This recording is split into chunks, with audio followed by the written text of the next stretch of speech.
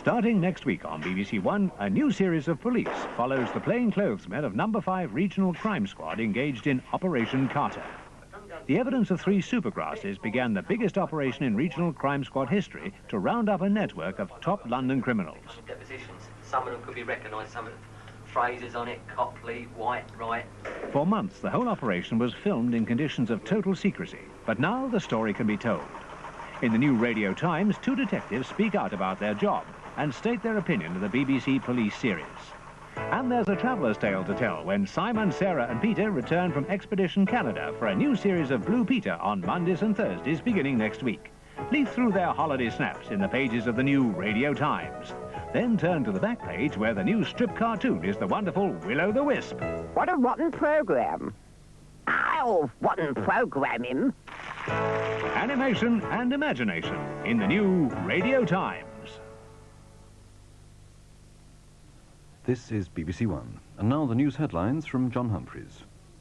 Arab leaders, including Yasser Arafat, meeting in Fez, are reported to have reached unanimous agreement on a Middle East peace plan. It seems they're prepared to accept President Reagan's proposals, but only with several conditions attached. The Arabs want to form a sovereign state on the West Bank and in Gaza, and they'd expect Israel to give up East Jerusalem to become part of the new state. It's almost certain that both President Reagan and the Israelis will reject the plan. A Polish diplomat who'd been hiding in the besieged embassy in Bern tonight climbed onto the roof and escaped. He's the second member of the embassy staff to get out. The authorities apparently knew he was hiding in the embassy and police helped him to get away. The latest deadline set by the gunman who threatened to blow up the building and the remaining hostages expires on Friday morning. But the Swiss are increasingly confident of negotiating an end to the crisis. The TUC conference at Brighton has voted against discussing pay restraint with the Conservative administration or any other government.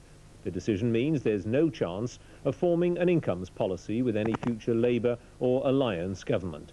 But delegates voted to stay in NEDI, the National Economic Development Council. They see the council as a valuable channel of communication with government. It's been a bittersweet day for Britain at the European Athletics Championships in Athens. Sebastian Coe, who'd been expected to win the 800 metres easily, was beaten into second place by the unknown German Hans-Peter Ferner. Afterwards, Coe said he'd taken a risk by entering the race without being fully fit. But in the decathlon, Daley Thompson won Britain her first gold medal and set a new world record in the process. He's now added the European Championship to his Olympic and Commonwealth titles. And that's all from the newsroom tonight. Good night. And now on BBC One, it's time for the late night weather forecast with Michael Fish. Good evening to you. Once again, my message is to make the most of tomorrow, as with low pressure all around us, the weather is still far from settled. But tomorrow, I think, as this weak ridge of high pressure moves across, most of us will have a spell of dry weather and there'll be some sunshine around as well. But we've got to, first of all, lose the effects of that particular area of low pressure.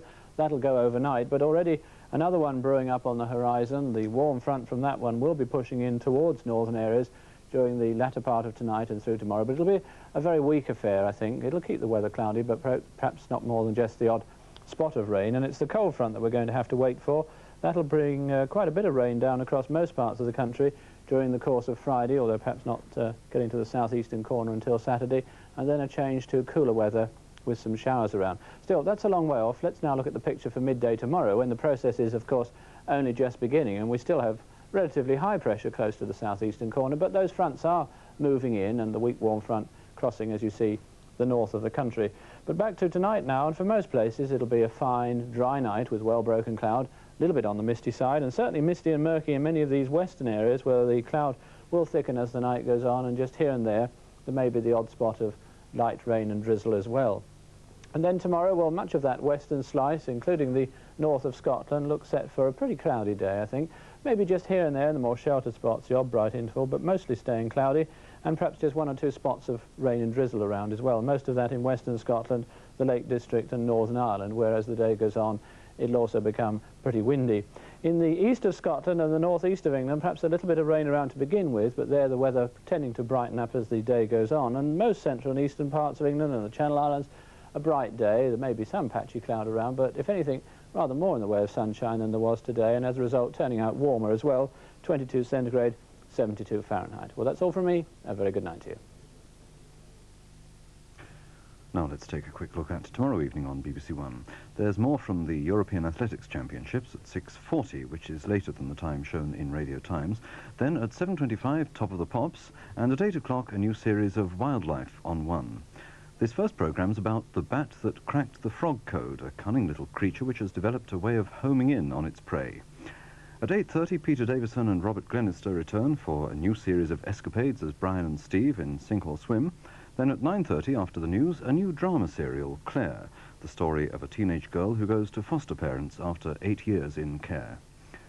Des O'Connor's guests at 10:20 are Mike Yarwood, Foster Brooks, the American comedian, and Stephanie Lawrence, who's currently starring in Evita. And at 11:10, the last edition in this year's series of Medical Express completes tomorrow night's programmes on BBC One.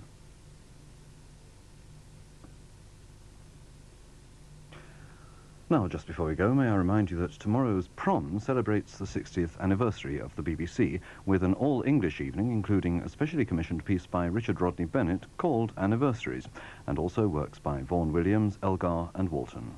Janet Baker is the soloist with the BBC Symphony Orchestra under James Loughran. That's tomorrow evening at 7:30 on Radio 3 and Radio 4. Well, now the time's approaching 1 minute to midnight, and it's time for us to close. So on behalf of all of us here on BBC One, this is Malcolm Einan wishing you a very good night. Good night.